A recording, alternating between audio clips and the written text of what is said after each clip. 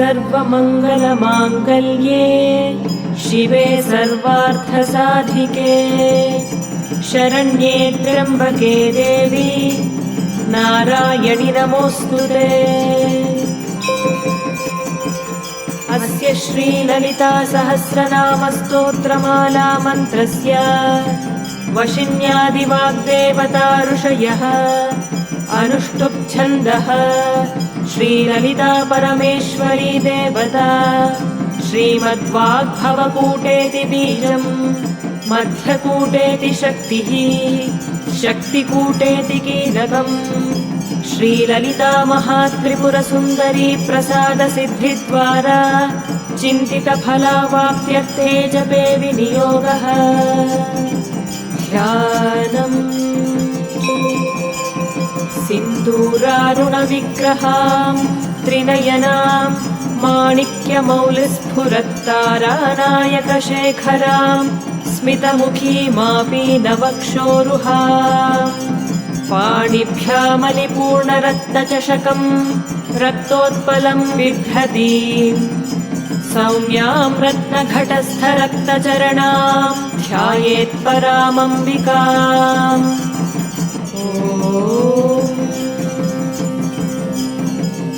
श्रीमाता श्रीमहाराज्ञी श्रीमत्सिंहासनेश्वरी चिदग्निकुण्डसम्भूता देवकार्यसमुद्यता उद्यद्भानुसहस्राभा चतुर्बाहुसमन्विता रागस्वरूपपाषाढ्या क्रोधाकाराङ्कुशोज्ज्वला मनोरूपेक्षुकोदण्डा पञ्चतन्मात्रसायका निजारुणप्रभापूरमज्जद्ब्रह्माण्डमण्डला चम्पकाशोकपुन्नागसौगन्धिकलसत्कचा कुरुविन्दमणिश्रेणी कनत्कोटीरमण्डिता अष्टमी चन्द्रविभ्राजदलिकस्थलशोभिता मुखचन्द्रकलङ्काभमृगनाभिविशेषका वदनस्मरमाङ्गल्यगृहतोरणचिल्लिका वक्त्रलक्ष्मीपरीवाहचलन्मीनाभलोचना नवचम्पकपुष्पाभनासा दण्डविराजिता ताराकान्तितिरस्कारिनासाभरणभासुरा कदम्बमञ्जरीक्लुप्तकर्णपूरमनोहरा ताटङ्कयुगलीभूततपनोडुपमण्डला पद्मरागशिलादर्शपरिभाविकपोलभूः नवविद्रुमबिम्बश्रीन्यक्कारिरदनच्छदा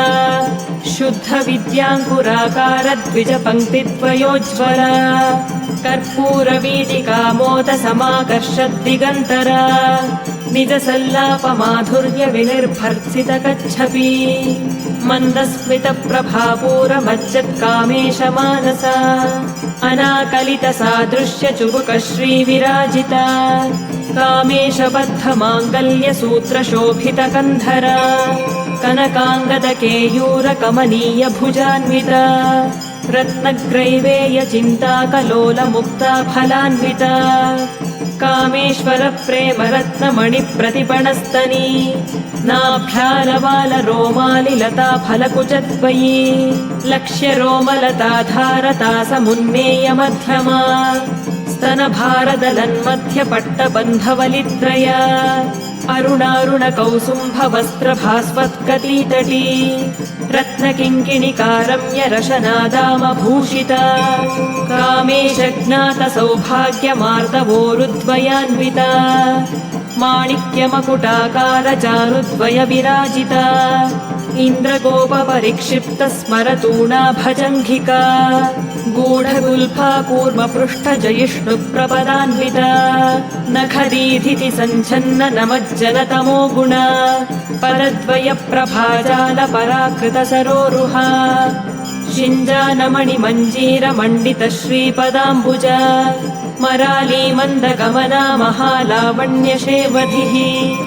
सर्वारुणानवद्याङ्गी सर्वाभरणभूषिता शिवकामेश्वराङ्गस्था शिवा स्वाधीनवल्लभा